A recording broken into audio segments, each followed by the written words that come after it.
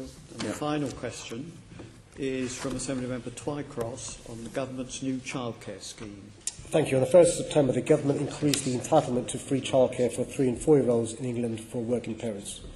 In practice, this means that working parents can now access 1,140 hours of free childcare, often taken as 30 hours per week for 38 weeks of the year. It's too early to understand what the impact of this change will be in London. My officers will, of course, be monitoring take-up and seeking to understand the impact of the changes, particularly on the most disadvantaged families in the capital. There is already huge pressure on good childcare places in London, and parents in inner London pay 34% higher than the average for England. We also know that take-up of the previous 15-hour entitlement was lower in London than elsewhere in the country. In 2016, only 86% of 3 and 4-year-olds accessed their entitlement, compared to 95% nationally.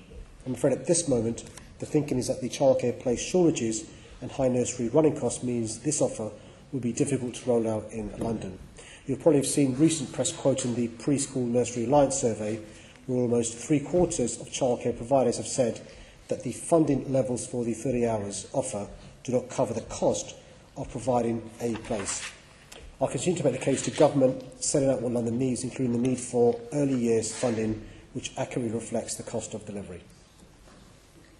Thank you. I think you'll agree that while additional support to parents must be welcomed, it also must be viable, as you indicate in your response. Last year, the London Assembly's Economy Committee heard serious concerns from childcare providers that the scheme would be unsustainable unless additional funding was made available to cover basic costs that they face in London. And in recent weeks, we've already heard of some nurseries closing ahead of the additional free hours coming into play, blaming the shortfall in funding from government that simply won't cover the additional costs. What reassurances have you sought or will you seek from government to make sure that we won't see valuable childcare places being lost in London as a result of this scheme?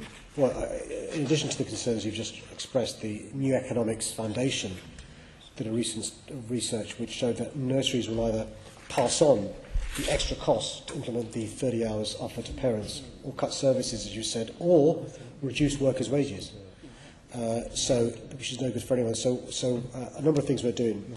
One, I'll shortly be launching the funding application process to establish 3 early years hubs, which will bring together schools, childminders and private, voluntary and independent nurseries, with the aim to improve access to quality early years education and childcare for the most disadvantaged families.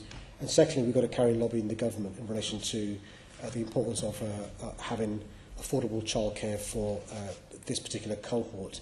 It helps the children in relation to their development, but also it helps the parents and carers to become economically active again, which is crucial if we're going to fulfil the potential of all Londoners. Thank you for that update. As you'll be aware, parental employment is lower in London than other regions of the UK, and this appears largely to be down to the cost and availability of flexible childcare. It's a particular issue for people who work shifts or irregular hours. What specific measures will you be taking to help those in low-paid work or shift work, including those on 0 hours contracts, to access flexible, affordable childcare? Well, I mean, the government's offer doesn't address that issue. It's simply the 30-hour offer. We've got very little statutory role in relation to this, and hardly any funding in relation to this. And anything we do is coming from other budgets. One of the key reasons why I'm keen to bring forward the early years hubs is to bring together providers, experts, users, to see what we can do. And when we have the rollout of the 3 hubs that I talked about, 3 early years hubs, one of the things we're hoping to do is address the issue of shifts you talk about.